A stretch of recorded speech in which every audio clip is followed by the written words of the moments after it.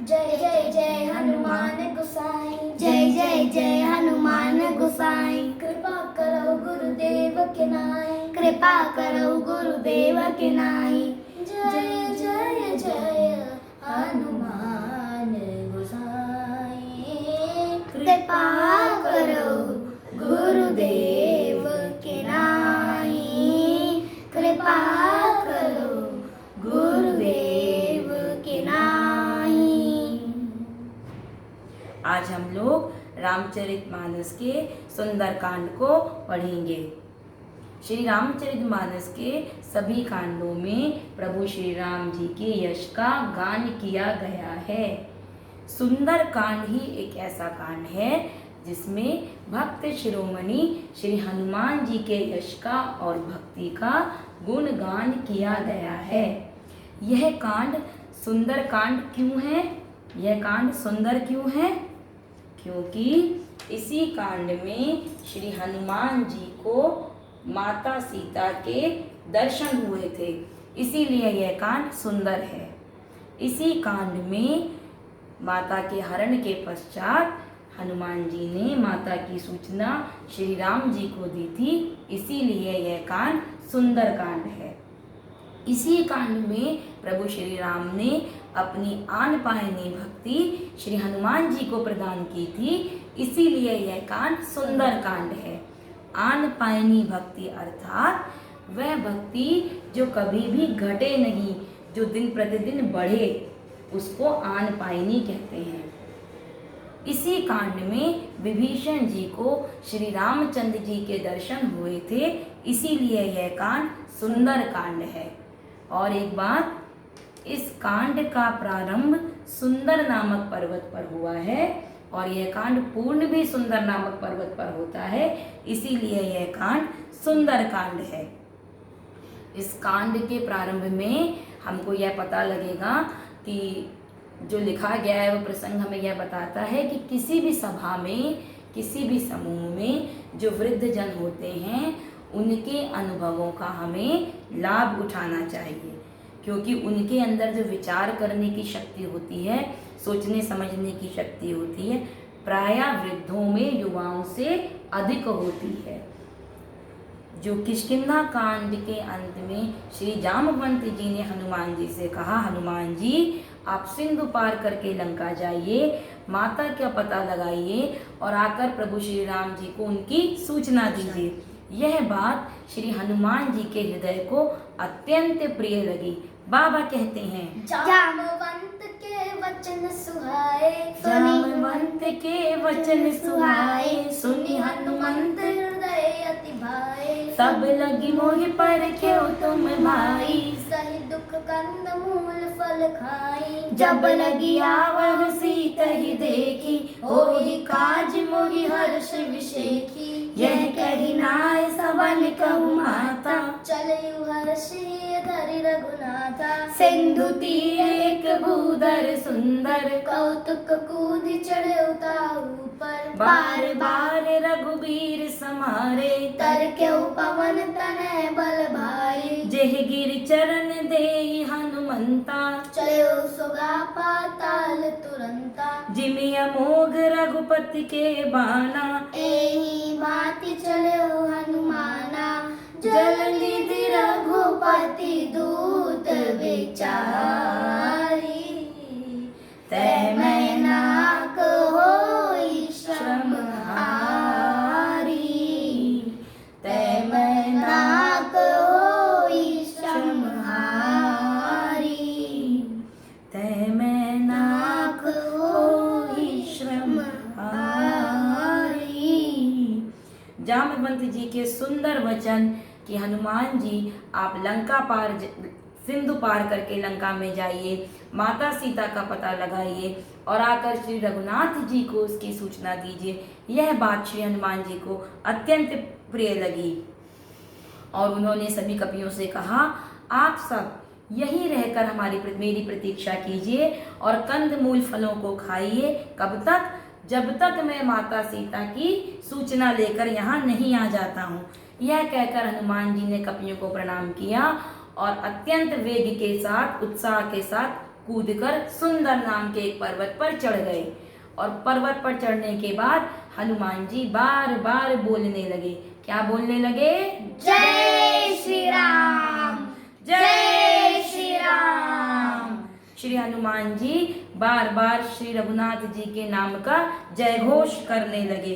बार बार रघुवीर समारे, तरकौ पवन तनय बल भारे। और श्री हनुमान जी ने राम जी को याद किया और अत्यंत वेग के साथ हनुमान जी सुंदर नाम के पर्वत से उड़े हैं।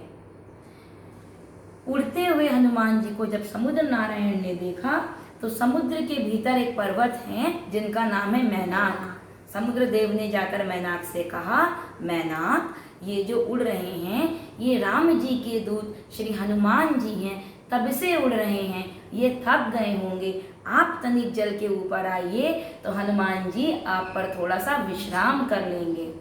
मैनाक पर्वत जल के ऊपर आए हैं और उन्होंने आकर हनुमान जी से कहा है, हनुमान जी विश्राम कीजिए, मैं पवन देव का मित्र मैनाक पर्वत हूँ। श्री हनुमान जी ने मैनाक पर्वत को हाथों से स्पर्श करके प्रणाम किया है और कहा है, मैनाक जी, मैं श्री रघुनाथ जी का दास हूँ, मैं राम जी का सेवक हूँ, मैं अपने स्वामी के कार्य को पूर्ण किए बिना विश्राम लेने वाला नहीं हूँ।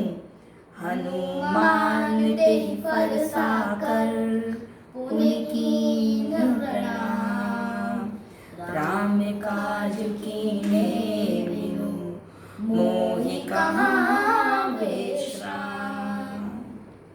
यह कहकर हनुमान जी चल दिए। जब हनुमान जी सुंदर नामक पर्वत से चले थे तो अत्यंत वेग और बल के साथ उड़े थे। जितने वेग से हनुमान जी पर्वत से उड़े थे उतना ही वेग धरती के नीचे भी गया था। परिणाम स्वरूप पाताल तक सब कुछ कांपने लगा। इसी पाताल में सभी देवतागण रावण के भय से जाकर छुपे हुए हैं। जब रावण के साथ युद्ध हुआ था देवताओं का, तो देवताओं को हरा दिया था इंद्र ने, वो इंद्रजीत ने, मेघनाथ ने। तो सभी देवता डर के मारे जाकर पाताल में छुप गए थे। और वो डर क्यों गए पाताल कांपने से? क्योंकि श्री गोस्वामी तुलसीदास जी ने लिखा है, रावण जब चलता था तब भी धरती कांपती थी, चलत दशानन डोलत अवनी। तो पाताल में जब सब कांपने लगा तो देवताओं को ये डर लगा कि कहीं ऐसा तो नहीं कि रावण आ रहा हो। इस बात का पता लगाने के लिए एक देवता जल में ऊपर आए हैं और पता लगा कर गए हैं। तो बताते हैं देवताओं को, रावण तो नहीं आ रहा है लेकिन श्री हनुमान जी लंका जा रहे हैं माता का पता लगाने। तो देवताओं को हनुमान जी के बल और बुद्धि पर भरोसा नहीं है, इसलिए हनुमान जी की बल और बुद्धि का परीक्षण करने के लिए देवता लोगों ने पाताल से सुरसा को भेजा है। सुरसा आकर समुद्र में हनुमान जी के समक्ष खड़ी होती हैं और कहती हैं, आज सुरन मोह दीन आहारा, सुनत बचन कह पवन कुमारा, राम काज कर फिर मैं आऊं, सीता कर सुधि प्रभु सुनाऊं, तब तब बदन पैठियो आई, सत्य कहो ले जान दिनाई, कहु नहीं बतन देहि नहीं जाना, ग्रस सुन मोहि कहे हनुमाना। सुरसा ने ऊपर आकर हनुमान जी के सामने खड़े होकर कहा है, हे वानर, आज बहुत दिनों के बाद मुझे देवताओं ने आहार दिया है, मैं तुमको खाऊंगी। हनुमान जी ने कहा, माँ, मैं अत्यंत महत्वपूर्ण कार्य से जा रहा हूँ, एक बार मैं अपना कार्य पूर्ण करके आ जाऊँ, माता सीता की खबर लेकर श्री रामचंद्र जी को उनकी सूचना प्रदान कर दूं, फिर स्वयं मैं आपके मुख में आ जाऊंगा और आप मुझे अपना ग्रास बना लीजिएगा। सुरसा बोली, ना, मैं तुम्हें जाने नहीं दूंगी। हनुमान जी ने कहा, जब जाने नहीं दोगी, बहुत भूखी हो तो मुंह खोलो और मुझे खा लो। कब न मुझे तन दे नहीं जाना, ग्रस न मोहि कहे हनुमाना। सुरसा ने जब हनुमान जी के विशाल रूप को देखा तो उन्हें खाने के लिए उसने जो अपना मुंह खोला वो 1 योजन का मुंह खोला। 1 योजन यानी 12 किलोमीटर। जब सुरसा ने 12 किलोमीटर का मुंह खोला 1 योजन का, तो हनुमान जी ने अपने शरीर को 2 योजन का बना लिया। जैसे जैसे सुरसा अपना शरीर बढ़ाती थी उसके दुगना शरीर हनुमान जी अपना कर लेते थे। यहाँ पर गोस्वामी जी लिखते हैं जो जन भरते बदन पसारा, कपितन कीन दुगुन विस्तारा, 16 योजन मुक्ते ठयो, तुरत पवन सुत 32 भयउ, जस जस सुर सावदन बढ़ावा, तासु दून कपि रूप दिखावा, सत जो जन तेहि आनन कीना, अति लघु रूप पवन सुत लीना, अति लघु रूप पवन सुत लीना। हनुमान जी के विशाल रूप को देखकर सुरसा ने 1 योजन का मुंह खोला है। हनुमान जी ने अपने शरीर को 2 योजन का कर लिया। हनुमान जी 2 योजन, सुरसा 4 योजन, सुरसा 4 योजन, हनुमान जी 8 योजन। देखते देखते सुरसा ने 16 योजन का मुंह बनाया है और हनुमान जी 32 योजन के हो गए। धीरे धीरे सुरसा ने 100 योजन तेहि आनन कीना, 100 योजन बड़ा मुख खोला है। 100 योजन मतलब 1200 किलोमीटर लंबा मुंह खोला है हनुमान जी को खाने के लिए। सुरसा के इतने विशाल काय शरीर को देखकर हनुमान जी ने अति लघु रूप पवन सुत लीना, अति लघु रूप धारण कर लिया। और सुरसा देखने लग गई, अरे वो वानर कहाँ चला गया जो इतना विशाल काय मेरे सामने खड़ा था। तो इतनी बड़ी सुरसा, 1200 किलोमीटर की सुरसा और अति लघु रूप की हनुमान जी उसे नजर नहीं आए, और उसका मुंह जो खुला हुआ था उसके भीतर अपने लघु रूप के साथ हनुमान जी गए और सुरसा के पेट में घूम घाम के वापस बाहर आ गए। सुरसा अपना मुंह बंद भी नहीं कर पाई और हनुमान जी बाहर आ गए। और बाहर आकर हनुमान जी ने सुरसा से कहा प्रणाम करके, माँ अब तो मैं आपके पेट से लौटकर आया हूँ, इस नाते मैं आपका बेटा हो गया हूँ, क्या आप अब भी मुझे खाएंगी? तब सुरसा ने कहा, हनुमान जी मैं आपको खाने नहीं आई थी, देवताओं ने मुझे आपके बल और बुद्धि का परीक्षण करने के लिए भेजा था। हनुमान जी ने पूछा, आपको पता लग गया हमारी बल और बुद्धि के बारे में? तब सुरसा ने कहा, जी हनुमान जी, आपके बढ़े हुए स्वरूप को देखकर मुझे आपके बल का ज्ञान हो गया और मुझसे पार पाने के लिए जो आपने अति लघु रूप धारण किया उससे मुझे आपकी बुद्धि और विवेक का ज्ञान हो गया। जाइए हनुमान जी, मैं आपको आशीर्वाद देती हूँ।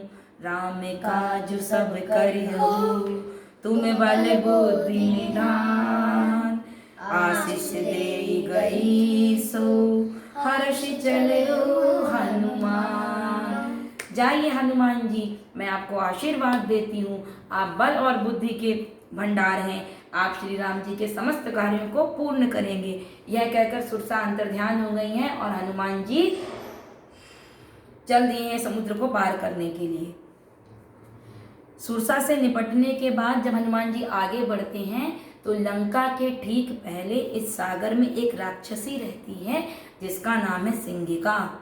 इस राक्षसी का काम यह है कि जो उड़ते हुए जीव जंतु होते हैं उनकी परछाई को पकड़ पकड़ के वो नीचे खींचती है जल में और डुबा के मार देती है। जब सिंगिका ने हनुमान जी को ऊपर उड़ते हुए देखा तो यही छल उसने हनुमान जी के साथ भी किया, उनकी परछाई को पकड़ के लगी खींचने। हनुमान जी सोचने लगे, अरे मैं तो आगे जा रहा था, आगे जाते जाते मैं नीचे कैसे आने लगा। जब हनुमान जी ने अंदर देखा जल में तो वो समझ गए कि ये तो राक्षसी है, ये मेरी परीक्षा लेने नहीं आई है, ये मुझे मारने आई है। हनुमान जी ने अपने शरीर को ढीला छोड़ा और मुष्टिका बना के हनुमान जी बैठे थे। सिंगिका हनुमान जी की परछाई खींच रही थी। खींचते खींचते खींचते खींचते जैसे ही हनुमान जी सिंगिका के समीप आए, एक मुष्टिका का प्रहार सिंगिका के सिर पे किया, जय श्री राम, और एक ही मुष्टिका में समाप्त। ताहि मार मारुत सुत बीरा, बारधि पार गयो मति धीरा। सिंगिका को समाप्त करके हनुमान जी लंका के त्रिकूट पर्वत के एक शिखर पर चढ़ गए हैं। उस शिखर पर चढ़ के हनुमान जी जहाँ तहाँ देखते हैं लंका में हर तरफ बड़े बड़े मोटे मोटे रखवाले दिखाई देते हैं। हनुमान जी ने अपने मन में विचार किया, दिन के समय लंका में प्रवेश करना उचित नहीं होगा, रात्रि के समय संध्या बेला में जब प्रकाश थोड़ा कम हो जाएगा तब नगर में प्रवेश करना उचित होगा। पुर रखवारे देखी बहु, कपि मन कीन विचार, अति लघु रूप धरो निसी, नगर करो परेशान। संध्या बेला में प्रकाश के कम होने पर हनुमान जी ने मशक के समान रूप धारण करके लंका में प्रवेश किया है।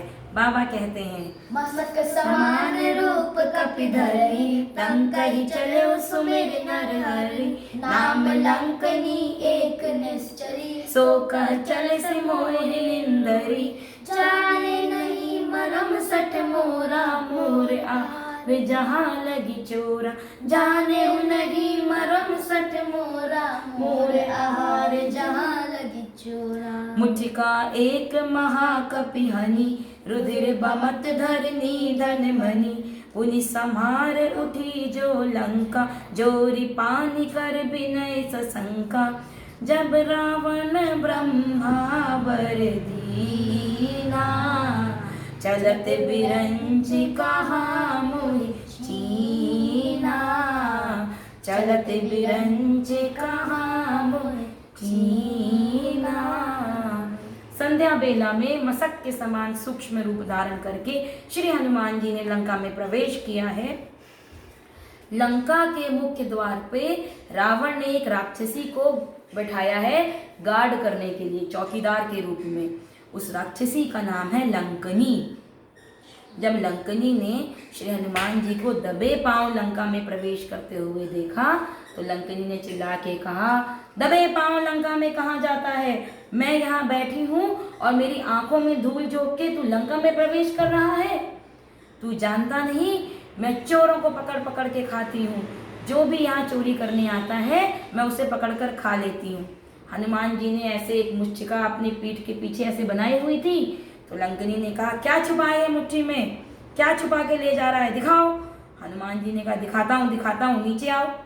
क्या छुपाए है मुट्ठी में, नीचे आओ, दिखाता हूँ। जैसे ही लंकनी नीचे झुकी देखने के लिए, हनुमान जी ने एक मुच्छिका का प्रहार उसके ऊपर किया, जय श्री राम। और एक ही मुच्छिका में खून की उल्टी करके गुलाटी मार के दूर जाके गिर पड़ी। लंकनी गिर पड़ी तो हनुमान जी ने जाकर लंकनी को उठाया।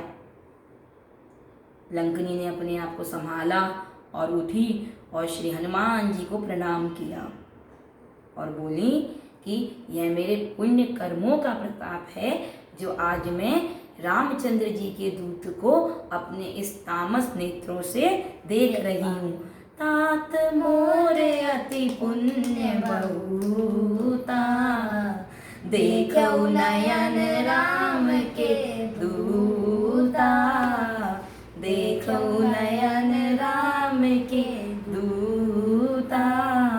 लंकनी ने कहा, श्री हनुमान जी, जब ब्रह्मा जी ने रावण को वरदान दिया था तो चलते समय मुझे बुलाकर कहा था, लंकनी जिस दिन तू किसी कपि के मारने से व्याकुल हो जाएगी तो समझ लेना निशाचरों का अंत निकट आ गया है। जो कपि तुझे मारेगा वो कोई साधारण कपि नहीं होगा, वो श्री रामचंद्र जी का दूत हनुमान जी होंगे। उनके मारने से तेरा कल्याण होगा। हनुमान जी, आपके मारने से मेरा जीवन शुद्ध हो गया, मेरी तामसदेही का कल्याण हो गया। हे हनुमान जी, आपको भला कौन रोक सकता है? आप नगर में प्रवेश कीजिए और जो जो कार्य करना चाहते हैं सब कीजिए। लंकनी ने कहा, प्रभसी नगर की जय सब काजा, हृदय राखी कौशलपुर राजा, गरल सुधारि पुकरहि मिताई, गोपद सिंधु अनल सितलाई, गरुण सुमेरु रेणु समताही, राम कृपा करि चितवा जाई, अति लघु रूप धरऊ हनुमाना, पैठा नगर सुमिर भगवाना, मंदिर मंदिर प्रति कर सोधा, देखे जहाँ तहाँ अगणित जोधा, गयौ दसानन मंदिर माही, अति विचित्र कही जात सुनाई, शयन किए देखा कपितेहि, मंदिर महु नदी की वैदेही, भवन एक पुनि दीख सुहावा, हरि मंदिर तहाँ भिन्न बनावा, हरि मंदिर तहाँ भिन्न बनावा। हरि मंदिर तहाँ भिन्न बनावा। लंकिनी ने श्री हनुमान जी से कहा, हनुमान जी आप हृदय में श्री रघुनाथ जी को धारण करते हैं, भला आपको कौन रोक सकता है। निर्भय होकर नगर में प्रवेश कीजिए और जो भी कार्य करना चाहते हैं करिए। श्री हनुमान जी ने अति लघु रूप धारण किया है और नगर के भीतर प्रवेश किया है। पूरी रात्रि हनुमान जी नगर के सभी भवनों में द्वार द्वार पर जाकर माता को खोजते रहे, पर किसी भी भवन में हनुमान जी को सीता माता के दर्शन नहीं हुए। उसके बाद हनुमान जी ने रावण के महल में प्रवेश किया है। वहाँ पर उन्होंने सोती हुई एक स्त्री को देखा है, जिसे देखकर हनुमान जी ने जब देखा तो उनके हृदय में यह विश्वास उत्पन्न हुआ कि यह स्त्री माता सीता नहीं हो सकती, और हनुमान जी दशानन के महल से बाहर आ गए हैं। बाहर आने के बाद इतना सब करते करते धीरे धीरे रोशनी होने लगी, प्रकाश होने लगा, दिन निकलने लगा। जब दिन निकलने लगा तो हनुमान जी की दृष्टि एक बहुत सुंदर भवन पर पड़ी। सुंदर भवन क्यों? क्योंकि इस भवन की दीवार पर श्री रामचंद्र जी के आयुध चिन्ह अंकित थे, रामचंद्र जी के चरण चिन्ह अंकित थे, और भवन के आंगन में तुलसी जी का पौधा लगा हुआ था। हनुमान जी ने जब इस भवन को देखा तो उन्होंने सोचा यह तो किसी भगवान के भक्त का घर लगता है। और हनुमान जी ने लेकिन मन में यह विचार करने लगे कि लंका में भगत जी कहाँ से आ गए। लंका में तो भगवान की भक्ति करना प्रतिबंधित है, बैन है, यहाँ पर कौन आ गया भगवान की जो भक्ति करता है। अभी हनुमान जी मन में यही तर्क कर ही रहे थे कि उसी समय विभीषण जी अपने घर के भीतर जागे। ये जो भवन हनुमान जी ने देखा था ये विभीषण जी का घर था। लंका निश्चर निकर निवासा, यहाँ कहाँ सज्जन करिवासा, मन में तर्क करे कपिलागा, ते ही समय विभीषण जागा। और जागते ही विभीषण जी ने सबसे पहले राम राम सुमिरन करना प्रारंभ किया। जैसे ही हनुमान जी के कानों में राम राम की ध्वनि पड़ी, उन्हें अपार हर्ष हुआ। उन्होंने सोचा अरे वाह, लंका में राम जी का भगत, इनसे पहचान करने में किसी भी प्रकार की कोई हानि नहीं है। यह विचार करके हनुमान जी ने विप्र का रूप धारण किया, यानी ब्राह्मण का रूप धारण किया, और हनुमान जी ने विभीषण से पहचान करने के लिए द्वार के बाहर खड़े होकर के राम सिया राम जय जय राम, राम सिया राम जय जय राम, राम सिया राम जय जय राम कीर्तन करने लगे। जब विभीषण जी के कानों में राम सिया की ध्वनि पड़ी तो वो बोली अरे लंका में राम सिया करने वाला कौन आ गया। लंका का तो कोई प्राणी हो नहीं सकता, जरूर ये कोई बाहर से आया हुआ प्राणी है।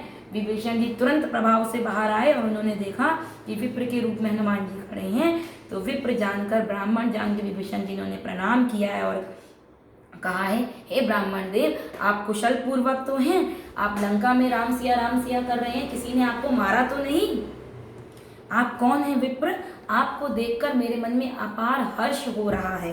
विभीषण जी ने कहा कि तुम हरिदासन मह कोई, मोरे हृदय प्रीति अति होई, कि तुम राम दीन अनुरागी, आयौ मोहि करण बड़भागी, आयौ मोहि करण बड़भागी। विभीषण जी ने हनुमान जी से पूछा कि आप राम जी के कोई भक्त हैं?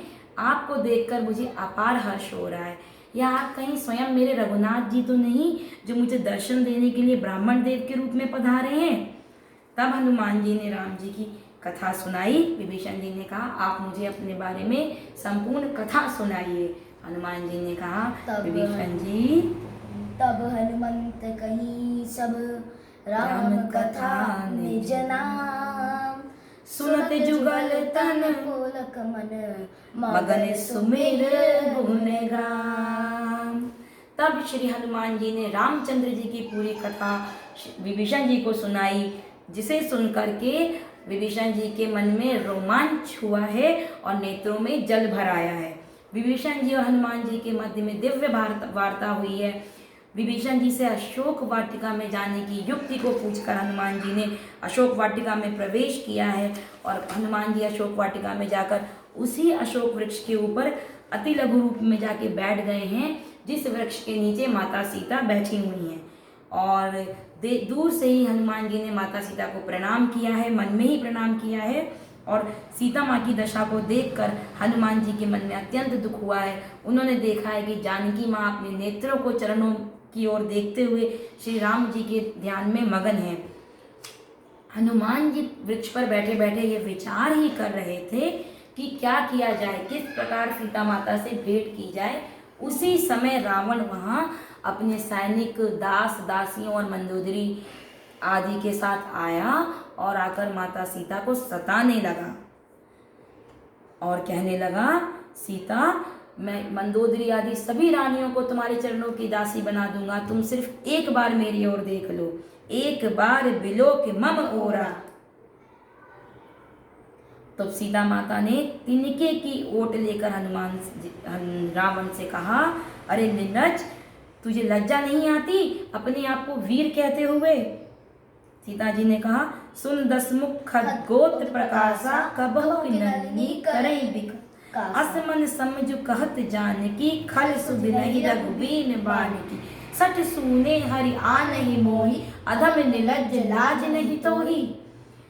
रावण, तू जुगनू के समान है और मेरे प्रभु का तेज सूर्य के समान है, उनके सामने तेरी क्षमता एक जुगनू के समान है, तुझे लाज नहीं आती, तू अपने आप को वीर कहता है, तूने सूने में एक स्त्री का हरण किया है, तुझे लज्जा आनी चाहिए।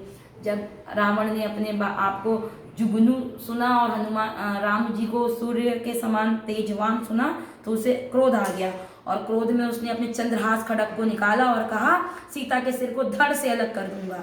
सीता ते मम कृत अपमाना कटन तब सिर कठिन कृपाना नाहि ते सपद माम मनवानी समक होति न तो जीवन हानि।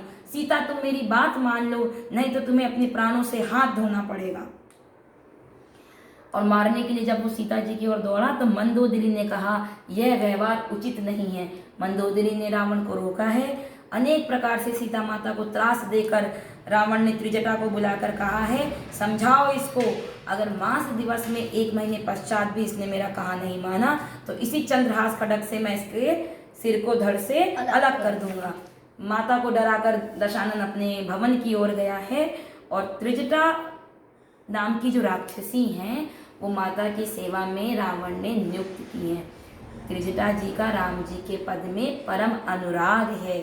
त्रिजटा नाम राक्षसी एका राम चरण रति निपुण विवेका सब बोली सुनाए सपना सीता ही से करो हित अपना सपने वानर लंका जारी जातु धान सेना सब मारी खर आरूढ़ नगन 10 सीसा मुंडित सिर खंडित भुज बीसा ए विधि सो दक्षिण दिश जाई लंका मनहु विभीषण पाई नगर फिरी रघुबीर दुआई तब प्रभु सीतई बोल पठाई यह सपना मैं कहूँ पुकारी हो ही सत्य गए दिन चारी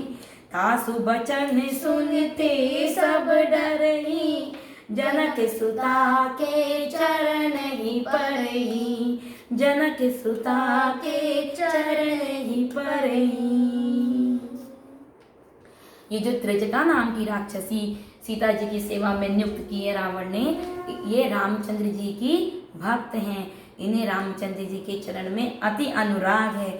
इन्होंने सभी राक्षसियों को बुला के कहा, सुनो, रावण जो अभी कह के गया है उसको बाद में मानना, पहले मैं तुम्हें एक बात बताती हूँ। अभी सवेरे सवेरे भोर बेला में मैंने एक सपना देखा है, क्योंकि हनुमान जी तो रात के समय लंका में प्रवेश किया था और सुबह होते होते वो विभीषण से मुलाकात हुई। विभीषण से युक्ति लेके जब वो अशोक वाटिका में आए तो सुबह का समय था। उस समय त्रिजटा जी सो रही थी। जब उन्होंने सुबह सुबह जब सपना देखा कि बताती हैं सभी राक्षसियों को कि मैंने ये सपना देखा है कि एक बानर लंका में आ गया है और उसने सपने बानर लंका जारी और उसने लंका को जला दिया है, रावण की सेना को मार दिया है। रावण के 10 सिर धड़ से अलग, रावण के 10 सिर टकले हो गए हैं और उसकी 20 भुजाएं कट गई हैं। रावण के मुख पे कालिक पुत गई है। रावण गधे पर बैठा है और गधे पे बैठकर दक्षिण दिशा की ओर जा रहा है। विभीषण जी ने लंका का राज्य संभाला है। विभीषण जी लंका के राजा हो गए हैं और जहाँ तहाँ लंका में श्री रामचंद्र जी की जय जयकार हो रही है। और मैं विश्वास के साथ कहती हूँ कि मेरा यह सपना 4 दिन के भीतर सत्य होने वाला है। यह सुनकर सभी राक्षसियाँ डर गईं और माता सीता के चरण में गिरकर कहने लगी कि आप बानर से कहिएगा हमारा घर ना जगाए, हमें प्रभु श्री राम न मारे। यह कर वो सब सीता माता से प्रार्थना करने लगी। सीता माँ ने त्रिजटा से कहा कि आप मुझे अग्नि ला के दीजिए। माँ रात्रि के समय अग्नि मांगने लगी जिससे वो अपने जीवन का अंत कर सकें, देह को त्याग सकें। लेकिन त्रिजटा जी ने कहा कि तुम श्री राम जी के चरणों का ध्यान करो, लंका में तुम्हें अग्नि मिलने वाली नहीं है। यह कहकर त्रिजटा जी अपने भवन को चली गईं और सीता जी अत्यंत व्याकुल होकर बैठ गईं और कहने लगी, कह सीता विधिभा प्रतिकूला, मिलई न पावक मिटई न सूला। सीता जी ये बोलने लगी, लगता है विधाता भी मेरे प्रतिकूल हो गए हैं। इतने सारे तारे गगन में चमक रहे हैं जो मुझे अंगारे के समान प्रतीत होते हैं, पर एक भी तारा ऐसा नहीं जो धरती पर आकर गिर जाए जिससे मेरे दुख में कुछ कमी आ सके। जब हनुमान जी ने बैठे बैठे माँ की यह दीन दशा देखी तो उनके मन को अपार दुख हुआ और उन्होंने मन में विचार करके वह मुद्रिका जो राम जी की लाए थे वो माता के समीप गिरा दी। हनुमान जी एक मुद्रिका लेके राम जी की गए थे। राम जी ने कहा था कि जब आप यह मुद्रिका सीता जी के समक्ष प्रस्तुत करेंगे तो उन्हें यह यकीन भरोसा हो जाएगा कि आपको मैंने ही भेजा है। जब मुद्रिका ऊपर से गिरी तो माँ ने जाके उसे उठाया और देखा। माँ आश्चर्यचकित रह गई और तुरंत क्या लिखा है इसमें, चकित चितव मुद्री पहचानिए, हर्ष विषाद हृदय अकुलानी, जीत को सकई अजय रघुराई, माया ते असी रची नहीं जाई, माया ते असी रची नहीं जाई। सीता जी ने अंगूठी को मुद्रिका को उठाकर देखा और वो आश्चर्यचकित रह गई, अरे ये तो प्रभु श्री राम जी की मुद्रिका है, इसे यहाँ पे कौन लाया। उनके मन में अत्यंत हर्ष हुआ और अगले ही पल उन्हें कष्ट हुआ, दुख हुआ कि यह तो प्रभु श्री राम जी की मुद्रिका है। राम जी मेरे प्रभु अजय हैं, उन पर कोई विजय प्राप्त नहीं कर सकता और माया से ऐसी मुद्रिका रची नहीं जा सकती, अतः यह मेरे राम जी की ही मुद्रिका है। परंतु इसे यहाँ लाया कौन। सीता जी को इस प्रकार विस्मय में देखकर, उलझन में देखकर हनुमान जी ने वृक्ष के ऊपर छुपे छुपे श्री राम कथा का पूरा गुणगान करना शुरू किया और वो श्री राम हनुमान जी राम कथा सुनाने लगे। प्रारंभ से लेकर उनके आने तक की संपूर्ण कथा हनुमान जी ने सुनाई, जिसे सुनकर माता का सारा दुख भाग गया। जैसे ही हनुमान जी ने कथा सुनानी बंद की वैसे ही माता ने कहा, अरे जिसने मेरे कानों को अमृत पान कराया वो मेरे सामने क्यों नहीं प्रकट होता। श्रवणा में तेजे ही कथा सुनाई, प्रेम से प्रकट होती किम बाई। तब हनुमंत निकट चली गयऊ, फिर बैठी मन विस्मय भयऊ। जब माता ने कहा कि जिसने मेरे कानों को अमृत पान कराया है वो मेरे समक्ष प्रकट क्यों नहीं होता। हनुमान जी तुरंत माता के समक्ष कूद पड़े और माँ ने मुख फेर लिया हनुमान जी से कि पता नहीं कौन आ गया है लंका में। तब हनुमान जी ने माता को विश्वास दिलाने के लिए कहा, राम दूत मैं मातु जानकी, सत्य शपथ करुणा निधान की। यह मुद्रिका मातु में आनी, दीन राम तुम कर सहजानी। दीन दीनी राम कदम कह सहदानी। हे माँ, मैं करुणा निधान भगवान श्री राम की शपथ लेके कहता हूँ, मैं श्री रामचंद्र जी का दूत हूँ। यह मुद्रिका मैं ही उनके पास से लेकर के आया हूँ। प्रभु ने कहा था, जब मैं यह मुद्रिका आपके सामने प्रस्तुत करूँगा तो आपको यकीन हो जाएगा, आपको विश्वास हो जाएगा, भरोसा हो जाएगा कि मुझे श्री रामचंद्र जी ने ही भेजा है। जैसे ही माँ ने करुणा निधान शब्द सुना, उनके मन को भरोसा आ गया कि यह प्रभु श्री राम जी के अंतरंग भाव का सेवक है, क्योंकि करुणा निधान नाम से ही माता जानकी श्री राम जी को कहकर बुलाती थी। यह करुणा निधान नाम माता गौरी ने सीता जी को दिया था। सीता स्वयंवर से पूर्व जब माता ने गौरी पूजन करने के लिए मंदिर गई थी, तब पार्वती माँ ने कहा था, क्या कहा था? करुणा निधान सुजानशील स्नेह, करुणा निधान सुजानशील स्नेह जानत रावरो। वो करुणा निधान, वो स्नेह रखने वाले, वह शीलवान श्री रामचंद्र जी आपके मन के स्नेह को जानते हैं। यह करुणा निधान नाम माता गौरी ने सीता जी को दिया था। करुणा निधान सुनने के बाद माँ को हनुमान जी पर भरोसा आया। माता ने हनुमान जी से पूछा, हनुमान जी, आप तो वानर के रूप में हो और प्रभु नर के रूप में हैं, आप दोनों में संगति किस प्रकार हुई? तब हनुमान जी ने सुग्रीव और बाली की पूर्ण कथा सीता माँ को सुनाई है, जिसे सुनकर माँ को विश्वास हुआ है कि यह भगवान का ही सेवक है। माँ को रघुनाथ जी का संपूर्ण संदेश सुनाने के बाद हनुमान जी ने कहा, माँ, मैंने 2 दिन से कुछ नहीं खाया है, मुझे बहुत भूख लगी है। अशोक वाटिका में तो सुंदर सुंदर फल लगे हुए हैं, क्या मैं इनको खा लूं? लेकिन इसके पहले उन्होंने अपना विराट रूप माँ को दिखाया। जब हनुमान जी ने यह बताया कि नर वानर में मित्रता किस प्रकार हुई, तो माता ने पूछा, हनुमान यह बताओ, तुम्हारे प्रभु की सेना में सभी वानर तुम्हारे समान छोटे छोटे हैं या तुमसे भी बड़ा लंबा चौड़ा मोटा कोई वानर है? क्योंकि यहाँ पर लंका में तो बहुत बड़े बड़े भयंकर राक्षस हैं, किस प्रकार प्रभु समर में विजय प्राप्त कर पाएंगे? तब हनुमान जी ने कहा, माँ, यह मेरा बहुत छोटा सा रूप है।